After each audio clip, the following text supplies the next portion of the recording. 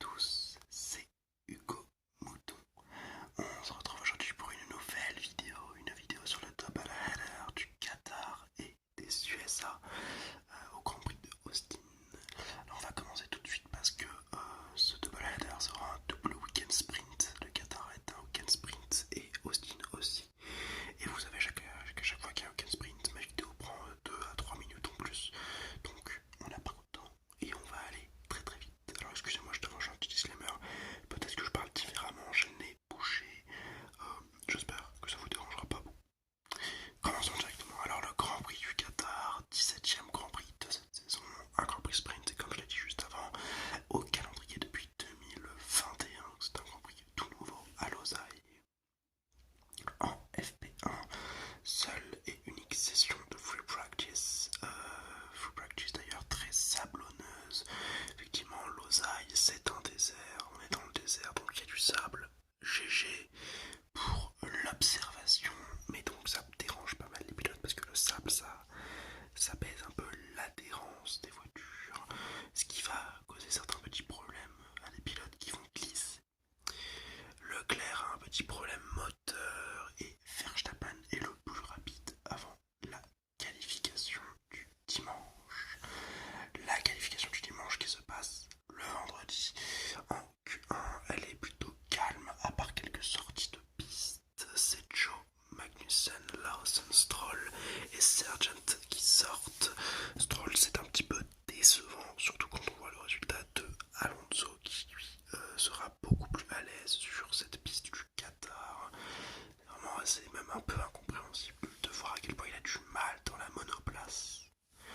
En Q2, Sainz gêne un peu Verstappen et ne fait pas mieux que 11e avant les derniers passages qui éliminent Hülkenberg, Albon, Perez, Sainz et Tsunoda.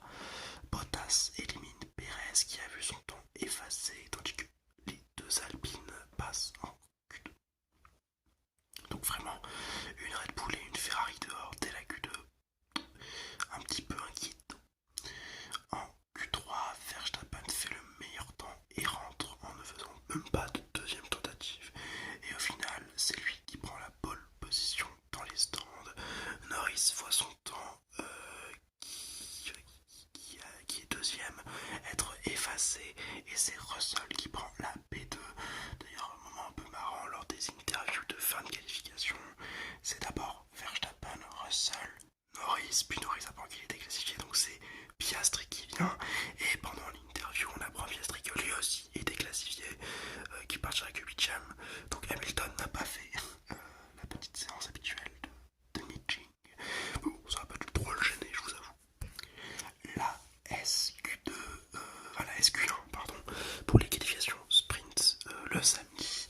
Avant cette qualification sprint, 10 minutes de roulage sont accordées au pilote pour s'acclimater à la piste qui a vu son tracé un petit peu bouger à cause des vibreurs et surtout d'un vibreur abîmant beaucoup les pneus. Donc ils ont mis des lignes blanches en plus, enfin, ils ont remis de la peinture blanche pour vraiment montrer au pilote qu'il ne faut pas passer par là et qu'il ne faut pas faire de sortir de piste ici.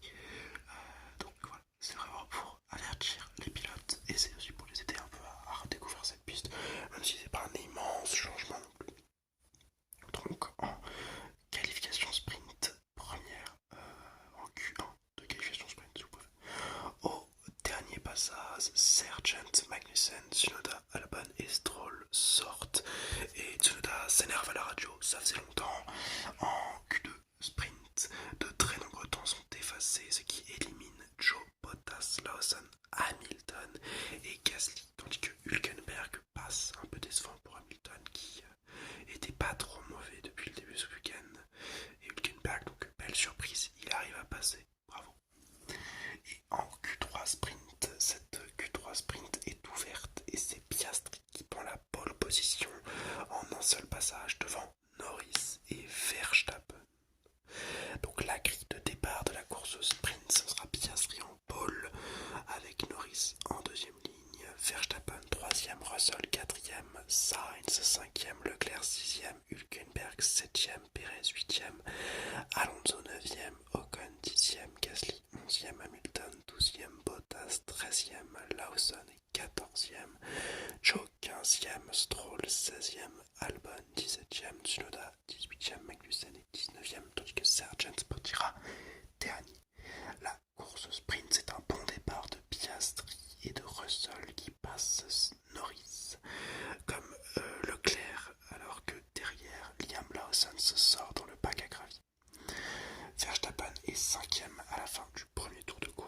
safety car est déployé pour évacuer la voiture du Néo-Zélandais.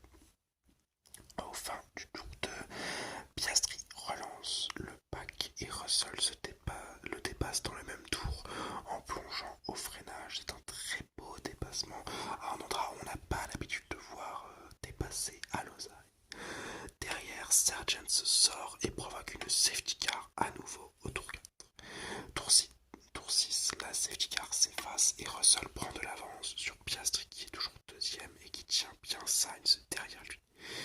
Derrière, Norris passe les deux Ferrari au bout de quelques tours. Et tour 11, Piastri repasse Russell pour fuir Verstappen qui revient très très fort derrière. Alors qu'au même moment, Hülkenberg, Perez et Ocon se percutent et passent dans le bac à gravier, offrant donc le titre à Verstappen puisque c'est un DNF de Perez qui ne marquera donc aucun point. Verstappen, lui, est à ce moment-là de la course troisième. Il est sacré champion du monde.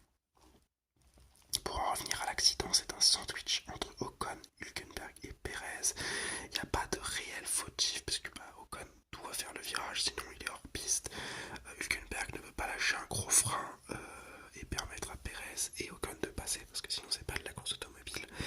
Et Perez, lui, il prend un peu trop à l'extérieur, mais il peut pas savoir que Hülkenberg, il lui aussi plus aucune marge de mouvement. Donc bon, c'est vraiment de la faute, on va dire, de personne. Et donc les 3 DNF, assez dommage. Tour 15, la safety car s'est effacée et Piastri relance assez mal puisque Russell le colle et que derrière Leclerc passe Lando Norris. Au tour 16, Russell est passé par Verstappen pour la P2 et au tour 17, c'est Norris qui repasse les deux Ferrari. Tour 18, Hamilton rattrape Leclerc et la défense est plutôt belle de la part du Monégasque.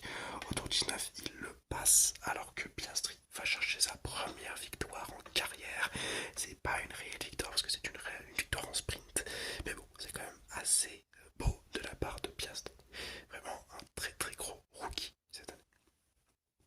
La grille d'arrivée de la course sprint, Piastri est donc P1, Verstappen est deuxième avec le meilleur temps en course, Norris est troisième, Russell est quatrième, Hamilton est cinquième, Sainz est sixième, Albon est septième, Alonso est huitième, Leclerc est neuvième avec 5 secondes de pénalité.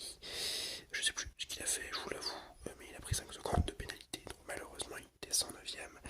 Gasly est 10ème, Bottas est 11ème, Tsunoda est 12ème, Magnussen est 13ème, Joe est 14ème, Stroll est 15ème, 5 secondes de pénalité pour lui aussi.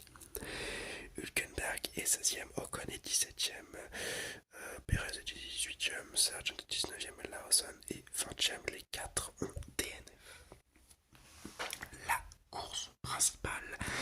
Alors la grille de départ de cette course principale, déjà Verstappen est premier, donc Russell est deuxième, Hamilton est troisième, Alonso quatrième, Leclerc est cinquième, Piastri sixième, Gasly septième, Ocon huitième, Bottas neuvième, Norris dixième, Tsunoda onzième, Albon douzième, Hülkenberg est treizième, Sargent quatorzième, Stroll est quinzième, Lawson est seizième, Magnussen est dix-septième, Guan Yu Zhou est 18ème, tandis que Perez partira des stands et que malheureusement Sainz ne prendra pas le départ de la course à cause d'un problème sur sa voiture avant le tour de mise en grille pour les pilotes.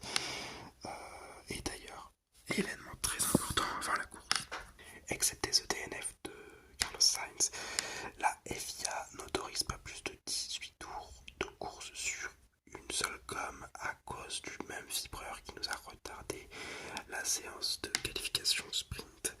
En effet, le vibreur abîme trop les pneus et Pirelli a peur d'une crevaison un petit peu trop forte. C'est ce qui va donc les pousser à obliger les pilotes à faire 18 tours. Ils ne peuvent pas faire plus de 18 tours sur une gomme sous peine de prendre une grosse pénalité, je crois. Donc ça va vraiment être une course à la qualification parce que le Grand Prix du Qatar ne fait que 57 tours. Donc 18 plus 18 plus 18, c'est minimum 2 arrêts au stand, ou 3, je sais plus. Et donc ça va vraiment forcer les pilotes à attaquer beaucoup.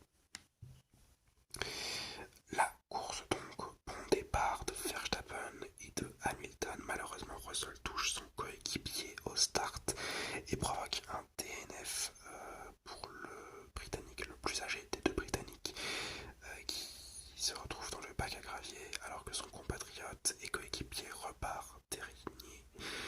safety car est déployé, hein. Russell s'arrête pour des durs et pour aussi remplacer son aileron.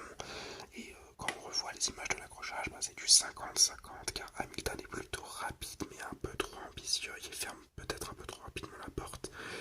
Et Russell, lui, ne peut pas l'éviter. En même temps, il aurait peut-être pu se décaler un petit peu. Donc bon, c'est du 50-50. Tour 4. Quelques pits sont effectués stratégiquement sous la safety car. Et tour 5, la safety car s'efface et Verstappen enfume Piastri qui est deuxième. Hülkenberg, lui, passe Tsunoda derrière, mais il est pénalisé car s'il s'est mis à la P13 de Carlos Sainz alors que lui, il devait partir à la P14 et on avait dit à As, vous laisser l'emplacement de Sainz vide. Hülkenberg n'a soit pas dû être prévenu, soit ça a été un oubli de sa part. Tout compte est fait qu'au lieu de partir P14, il est parti P13, non comptablement, mais sur la piste, ça n'a pas plu au commissaire, il prend 5 secondes de pénalité. Et donc il va devoir cravacher pour aller chercher les points. Russell, lui, remonte bien dans le pack après son arrêt au stand, tandis que Perez galère pas mal. Les arrêts réels, la vraie vague d'arrêt commence au tour 12 et peu d'arrêts sont stratégiquement intéressants. Bah oui, hein, c'est vraiment juste de l'arrêt pour prendre un pneu que tu vas défoncer 18 tours pour aller le changer derrière. En même temps, c'est la directive de la FIA sur ce Grand Prix. Peut-on vraiment leur vouloir? Et même, je trouve ça plutôt cool de faire une course d'attaque. C'est d'ailleurs réellement une course d'attaque pure et les pilotes se passent et se repassent à de nombreux points intéressants du circuit. À des endroits même, on n'aurait pas forcément pensé à la dépasser. Alonso lui se plaint d'un baquet brûlant au tour 27 et Perez prend 5 secondes de pénalité pour limite de piste. Tour 28, World Record de McLaren et de ses mécaniciens lors du pit de Norris en 1 seconde 8. Bravo. Tour 35, Verstappen ressort de son deuxième pit à 9 secondes du deuxième Piastri. Il est quasiment sûr de la victoire déjà et les dépassements sont assez légion comme les Alpines sur Lance Stroll. Vraiment, c'est une course d'attaque totale. Tour 42, DNF de Sargent qui est visiblement malade ou qui se sent très très mal en tout cas. Les limites de piste ont donné beaucoup de pénalités durant cette course et Norris et son ingénieur s'engueulent car l'un veut passer Piastri pour attaquer Russell et l'ingénieur lui demande de tenir les positions pour éviter toute connerie. Tour 52, dernier pit de Verstappen pour s'assurer du meilleur temps en course alors que de nombreux pilotes semblent ouvrir la visière dans la ligne droite de départ pour s'aérer. On apprendra après la course que vraiment c'était horrible, mais on en reparlera un petit peu après. Oula, même si on est déjà à 14 minutes de vidéo, que le temps passe vite. Tour 57, Verstappen remporte le Grand Prix du Qatar devant Piastri et Norris. Vraiment une course exceptionnelle de Verstappen qui vraiment, on va le dire, le consacre parce que la course au sprint, j'ai eu du mal à consacrer Verstappen sur une course au sprint.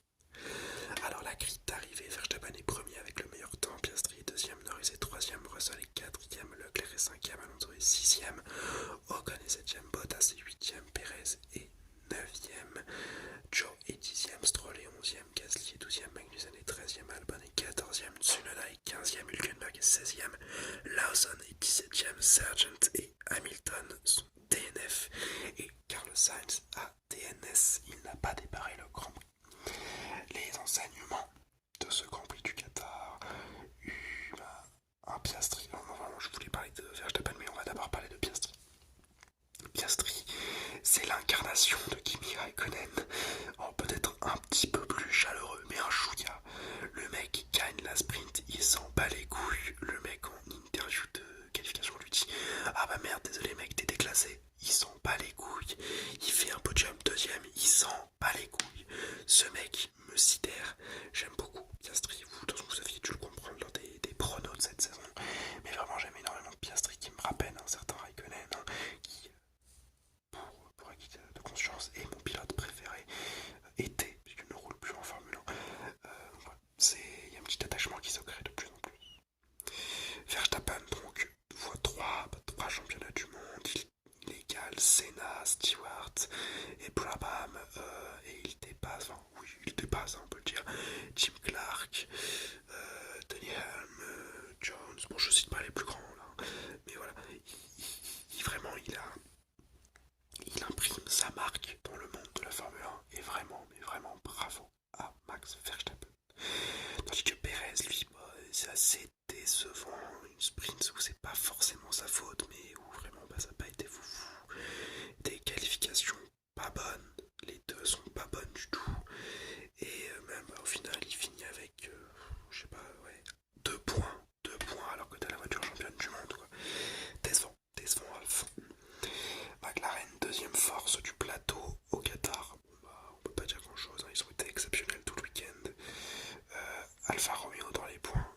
enfin, Bottas 8ème et Guan Yu Zhou 10ème.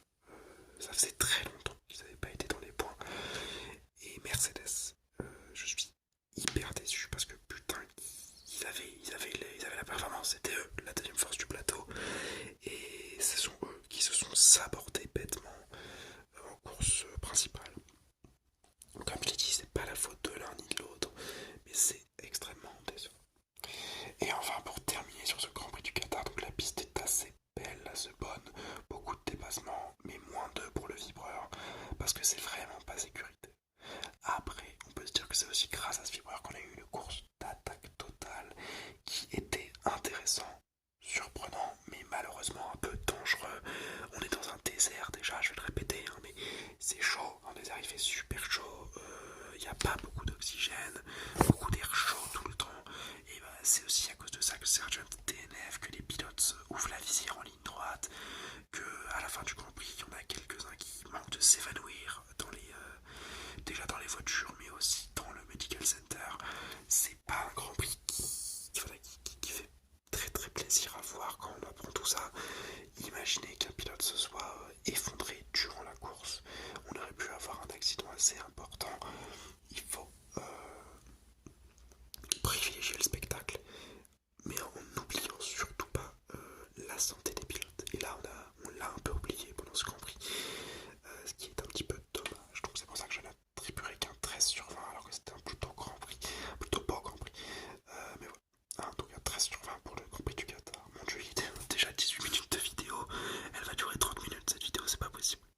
Bon, au lieu de me plaindre, on va passer au Grand Prix de Austin. 18ème Grand Prix de la saison, c'est un Grand Prix sprint qui est au calendrier depuis 58. Il a fait 58 à 75, puis 89 à 91, de 2000 à 2007 pour revenir de 2012 à aujourd'hui.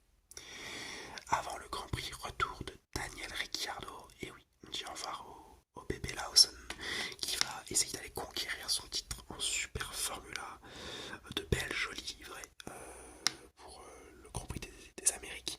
Comme d'habitude, le drapeau américain sur absolument toutes les voitures, je trouve que ça a un certain style.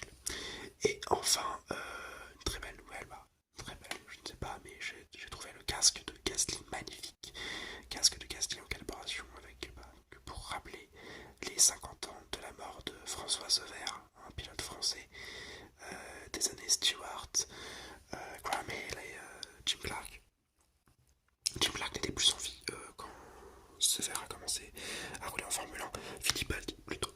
Voilà, casque qu'il a d'ailleurs montré, que Gasly a d'ailleurs montré à Sir Jack Stewart qui était dans le paddock à un beau moment pour un homme qui a très bien connu Sever et qu'il a été très ami. Donc ça a dû être un très bel hommage pour lui et il a dû être assez ému. On le voit d'ailleurs dans les vidéos, ils se parlent, hein, ils sont assez émus tous les deux. La free practice, unique free practice encore une fois parce qu'on est en week-end sprint. Norris manque de se mettre dehors. Verstappen est P1 et certains pilotes manquent de se rentrer dedans malgré une piste qui est assez grande hein, quand même.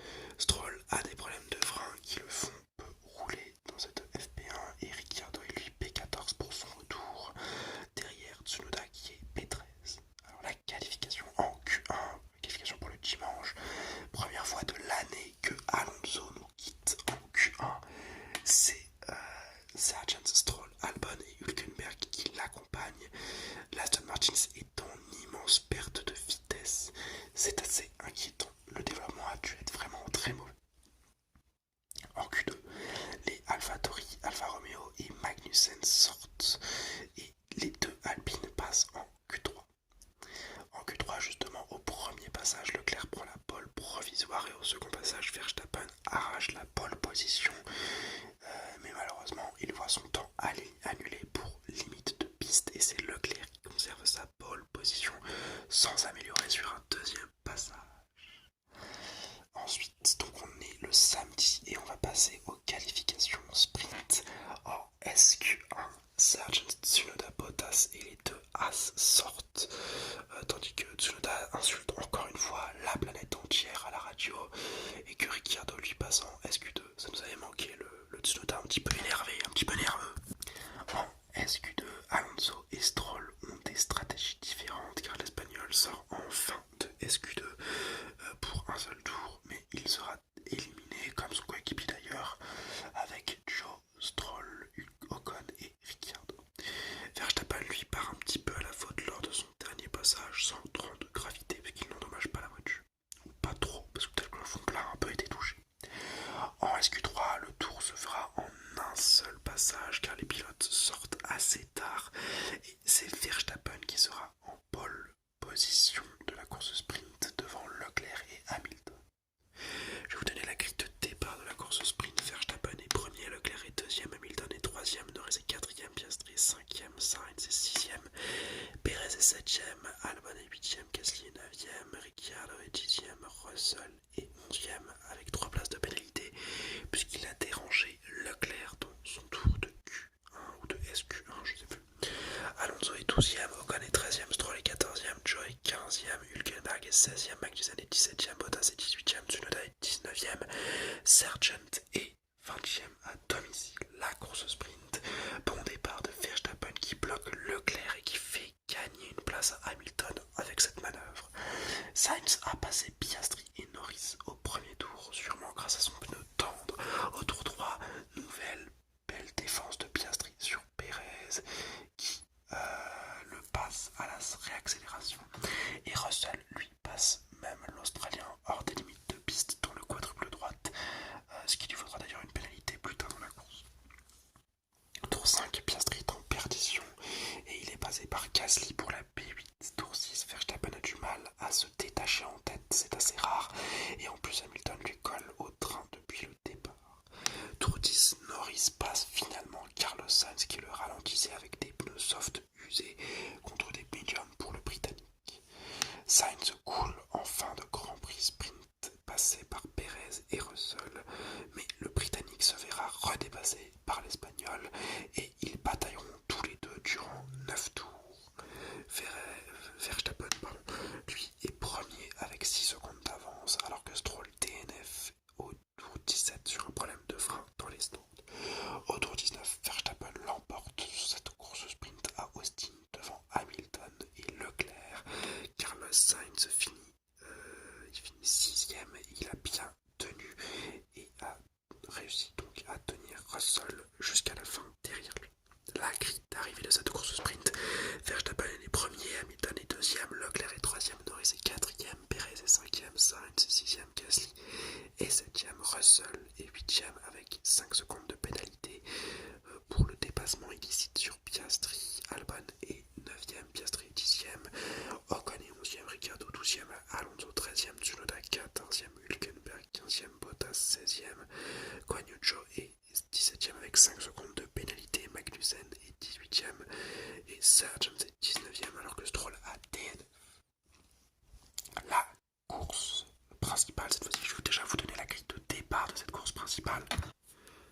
Leclerc est en pole position devant Norris, Hamilton, Sainz, Russell, Verstappen, qui est donc 6ème à côté de limite de piste, Gasly est 7ème, Ocon est 8ème, Perez est 9ème, Piastri est 10ème, Tsunoda est 11ème, Joe 12ème, Bottas est 13ème, Ricciardo 14ème devant Albon, Sargent et Stroll, Magnussen, Hülkenberg, Alonso partiront des stands dans cet ordre pour changement de fond plat ou de moteur pour la plupart.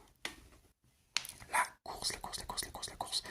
Avant la course, Stroll oublie d'aller dans les box au tour de chauffe et est déjà sous enquête des commissaires. Bon, sans trop de gravité, il ne sera pas pénalisé parce qu'il a dérangé personne, mais bon, on voit que le mec n'est pas vraiment attentif. Le bon départ de Norris qui passe Charles Leclerc au premier virage, Piastri quant à lui touche Ocon au départ provoquant un petit train à cause du français, sa coque étant très endommagée. Russell passe Ocon au tour 3 comme Perez et on comprend rapidement que beaucoup de dépassements vont se faire au DRS entre les virages 11 et 12. Tour 6, Ocon DNF dans les stands, sa voiture était trop abîmée avec le contact avec Piastri et vraiment on comprend réellement que les dépassements effectués se font quasiment tous entre le tour 11, enfin entre le virage 11 et le virage 12 au DRS et des fois des dépassements au virage 1 quand les pilotes ont à cette vitesse. Tour 10,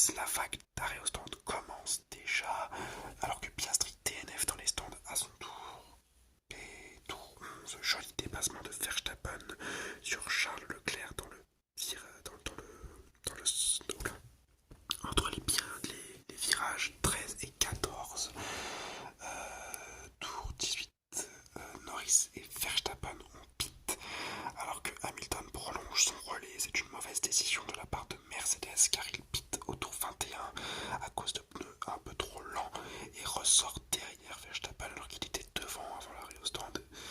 Vraiment mal joué de la part de Mercedes. C'est pareil d'ailleurs pour Charles Leclerc au tour 24 qui va ressortir 6ème alors qu'il partait en pole position quand même. Tour 28, Verstappen plonge sur Norris et le passe pour la P1 et tour 36, il pite pour des durs, ressortant devant Norris qui s'est arrêté un tour plus tôt. Ils vont d'ailleurs tous les deux passer Leclerc et qui lui est sur une stratégie à un seul arrêt. Tour 39, Norris va aussi passer Leclerc assez facilement. Tour 45, les guignols de Ferrari énervent Charles Leclerc en voulant changer la stratégie. Charles leur explique que voilà, maintenant c'est un peu mort, donc vous allez le laisser en pneu avec un seul arrêt. Vous avez mal fait votre travail, comme d'habitude, mais c'est pas grave. Tour 49, DNF de Alonso sur une rupture de suspension dans les stands. Tour 50, Hamilton passe Norris au virage 4 d'une bien belle manière. Et Ferrari demande à Leclerc de laisser Sainz passer, ce qui ne plaît pas au monégasque qui s'exécute tout de même au tour 53. Tour 53, toujours Perez passe Leclerc qui est vraiment en perdition totale. Tour 55, Tsunoda pit pour le meilleur temps en course en ligne de mire. Et tour 56, Verstappen l'emporte devant Hamilton et Norris alors que Tsunoda a réussi son pari et a bien décroché le meilleur temps en course. La grille d'arrivée, Verstappen est premier, Hamilton était censé être deuxième, mais il a été disqualifié à la fin de la course à cause d'un pas de caisse un petit peu trop abîmé, donc ça va donner la deuxième place à Norris, troisième place à Sainz, quatrième place à Perez. Leclerc aurait dû être sixième, idem, il est disqualifié pour les mêmes raisons, donc c'est Russell qui prend la cinquième place, Gasly qui prend la sixième, Stroll qui prend la septième, Tsunoda la huitième, Albon la neuvième, Sargent la dixième, Hülkenberg la onzième, Bottas la douzième, Joe la treizième, Magnussen la quatorzième, Ricciardo est quinzième, tandis que Alonso, Piastri et Ocon ont DNF. Les enseignements de cette longue vidéo qui va durer plus de 30 minutes.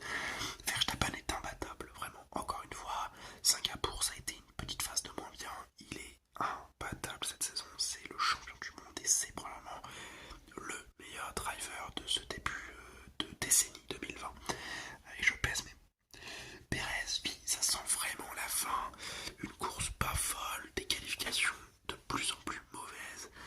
Vraiment, ça sent le roussi pour le Mexique. Hamilton, deuxième au championnat, et bah non, disqualification qui est très dommage parce que ça aurait pu relancer le suspense avec Sergio Perez. Bon, vu l'état de Perez actuellement, il y a moyen qu'il rattrape rapidement ces points de disqualification lors du Grand Prix du Mexique. Et celui du Brésil, on le sait, très à l'aise.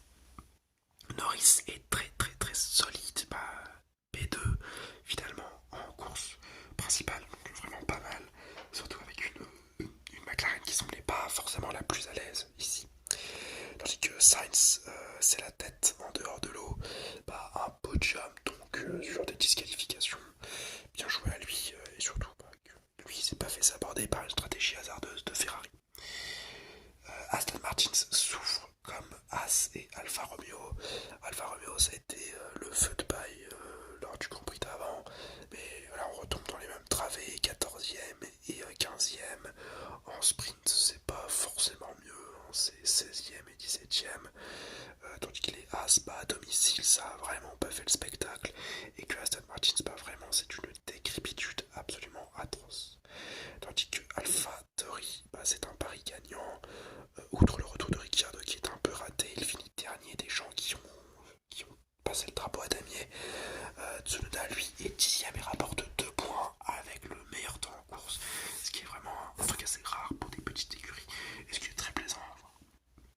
Et enfin, pour terminer avec les pilotes, Lance Stroll, 9ème en course. Vraiment, putain, je sais pas comment il a le 9ème en course, même pas 9ème. Il est 7ème en course, donc il rapporte des points, mais il a été nulle part en fait. C'est ça qui pas me révolte, mais je trouve ça incroyable que le mec ait été nulle part en sprint, en qualification,